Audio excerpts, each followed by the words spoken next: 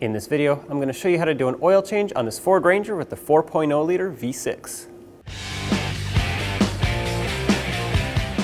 Let's start underneath the truck on the passenger side. So this is going to be the passenger side wheel right here. You'll see the oil drain plug, which is a 13 millimeter, as well as the oil filter right up there. They're both in the same spot. So let's get a collection bucket and start draining. Use a 13 millimeter socket, break this free. It shouldn't be too tight. Once you have it broken free, it should come off easily. Okay, I'm going to do this by hand here so that I can prevent it from splashing everywhere right about now. So at this point, I'm going to release it quickly, and that will allow the oil to drain into my bucket and not splash everywhere. Let's let this all drain until it stops or is pretty much down to a drip. While this is finishing up, let's remove the oil filter. So if you look a little bit further up, right here is your oil filter.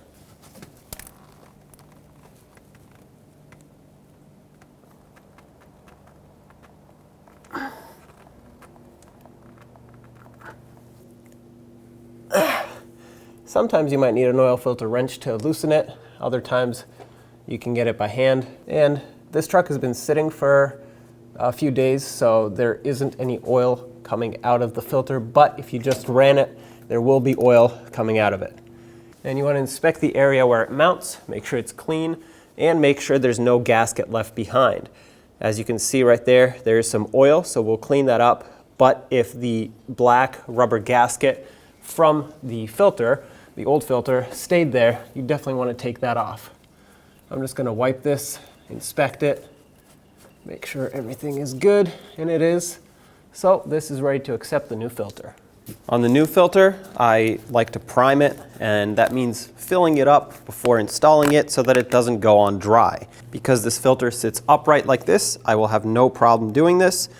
And what I'm going to do is use the manufacturer's specified oil, which in this case is 5W30. Fill it up all the way to the top, and we'll let the filter material soak this oil in. Take a little bit extra on a clean glove, wipe the O-ring gasket around it. What this is going to do is it's going to prevent it from sticking on there the next time you have to take it off. And in some cases, it even helps it seal better. Take the new filter, carefully slide it up into place so that it doesn't get anything in it from whether it's debris on the frame or anywhere else. Once you line it up with the threads, start it on. Make sure it doesn't cross thread. And right there, it caught. It should thread on nice and smooth. You should be able to spin it and it should keep going just like this. If it doesn't do that, it is most likely cross-threading. And to properly tighten it, once it's bottomed out, you can go between 1/2 and 3/4 of a turn to fully tighten it. Because my gloves are a little bit oily, what I'm going to do is clean this off just a little bit with brake parts cleaner. That way I can get a good grip on it. And I'm just going to take my rag and finish it up that way. It is important that you don't over-tighten it. That's it right there. That's perfect. This is down to a steady drip. You can let it keep going like this, but it'll do this for another couple hours at this point. So I'm going to call this done. Take the drain plug. I already inspected it. If necessary, replace the gasket on here. You can reuse it a few times, but eventually you'll have to replace it. That way it'll seal up. If you often have a leak coming from here, more than likely the gasket is in need of replacement. In my case, it's still good, so I'm going to put it right back. We're going to snug this up, and then of course we're going to torque it. That way it not only seals up, but you don't want to damage the threads on the oil pan, otherwise you'll be replacing the oil pan. The torque for this drain plug is 18 foot-pounds.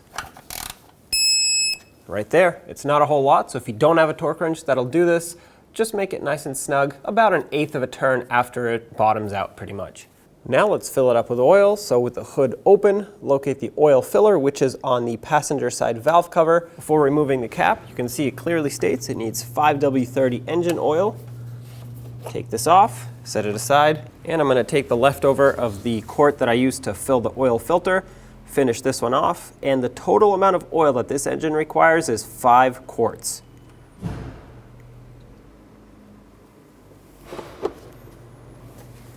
With 5 quarts added, put the oil filler cap back on, make sure it's nice and tight.